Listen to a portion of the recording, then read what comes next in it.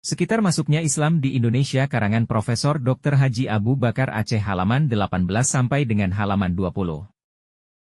Sebagaimana kita katakan adalah Marco Polo yang dalam tahun 1292 berlayar dari Peking ke Persia, mula-mula menggunakan nama-nama Verlek untuk Peureula, Basma untuk Pase, Samara untuk Samudra, Dagroyan untuk Nago atau Pidi, Lambri untuk Aceh Besar, dan Fansur untuk Barus.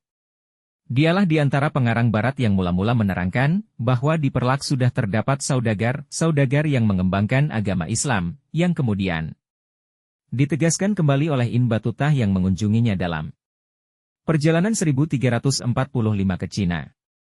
Sedang pengarang Persi Rashibuddin mengatakan bahwa di Aru dan Tamiang masih terdapat manusia yang belum beragama, begitu juga Fra Odorigo dan Pordenone. Mendapati Lamori dalam tahun 1323 penuh dengan manusia telanjang bulat dan belum teratur perkawinannya, sebagaimana manusia yang terdapat di Pagai sebelah barat pesisir, manusia yang belum beradab. Jika di pesisir Sumatera belum mungkin terdapat Islam lebih dahulu dari Perlak dan Pase, maka sangat mungkin bahwa di Jawa pun tidak terdapat penyiaran Islam sebelum masa itu. Pengarang-pengarang barat membuat beberapa catatan yang menunjukkan bahwa Islam masuk ke tanah Jawa kira-kira tahun 1416.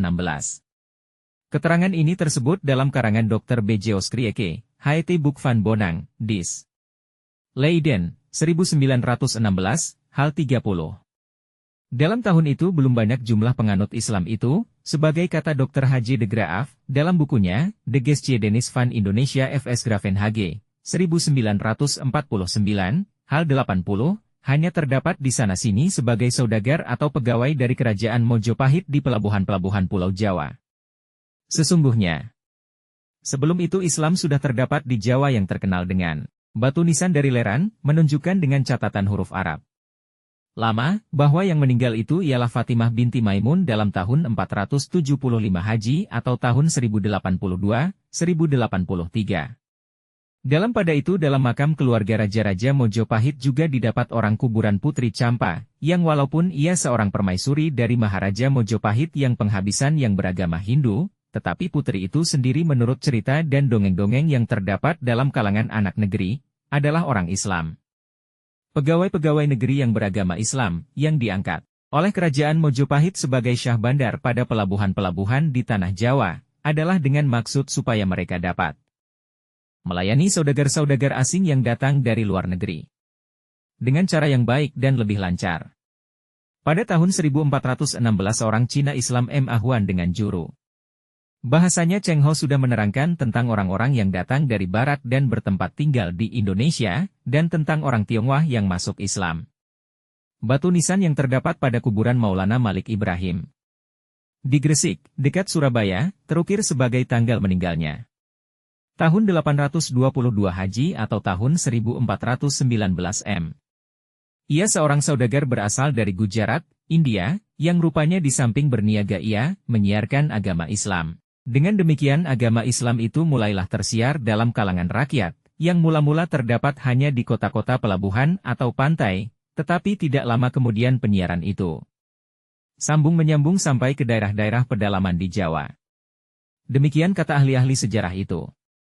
Pada diri kita timbul pertanyaan, apakah tahun wafat Fatimah binti Maimun dalam tahun 475 Haji atau tahun 1082, 1083 Haji itu, jika nisan itu benar, boleh dianggap tahun masuknya agama Islam ke Jawa atau Indonesia, yang jauh lebih dahulu dari tahun-tahun yang sampai sekarang didapati di Perlak dan Pase? Sedang kita mengetahui bahwa Islam itu masuk ke Indonesia melalui Selat Malaka dan Sumatera Utara dan Timur. Keraguan-raguan ini juga terdapat pada pengarang-pengarang barat itu. Dengarlah apa yang dikatakan Erakern, batu nisan itu terdapat di Leren, tidak jauh dari Gresik, terletak pada pesisir. Tulisannya tidak menunjukkan sesuatu keganjilan yang datang dari luar. Mokuete, yang mencoba membaca tulisan itu, meragui, apakah batu itu memang sejak dahulu sudah terletak di sana. Ada dua hal yang membuat Mokuete bingung. Pertama, memang penulis-penulis sejarah sebelumnya tidak membicarakan tentang batu itu. Kedua, mengapa batu yang lunak itu tersimpan sekian lamanya dengan tidak rusak. Dan oleh karena itu ia bertanya kepada dirinya, Apakah tidak mungkin nisan itu terbuat pada hari-hari kemudian ini? Ukurannya sama dengan ukuran-ukuran nisan yang biasa terdapat di Jawa.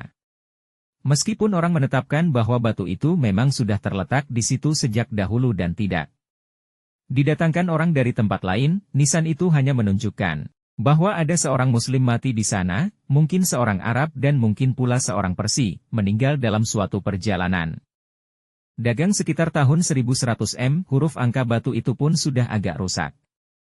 Oleh karena itu orang membaca dua cara, 1082 atau 1102 tersalin dari huruf angka Arab yang agak rusak itu. Kejadian ini menunjukkan kepada kita perlu adanya ketegasan bagi mereka atau sesuatu badan yang hendak menyelidiki, kapan masuknya agama Islam ke Indonesia. Tempatnya harus ditegaskan, apakah yang dimaksudkan tempat masuk Islam itu terletak dalam batas wilayah Indonesia sekarang ini, atau Kepulauan Insulinde yang disebut-sebut oleh pengarang sejarah lama itu, termasuk Malaya dan Borneo Utara. Caranya harus ditetapkan apakah yang dimaksud. Dengan masuk Islam ke Indonesia, apa terdapat Islam di Indonesia? De komst van den Islam, apa gerakan mengislamkan, de Islamisering, atau berdirinya kerajaan Islam, de Stichting van de Islamitische Rijken. Saya sangka pembatasan pengertian ini perlu ada sebelum orang memulai menyelidiki atau membicarakan kapan masuknya Islam di Indonesia.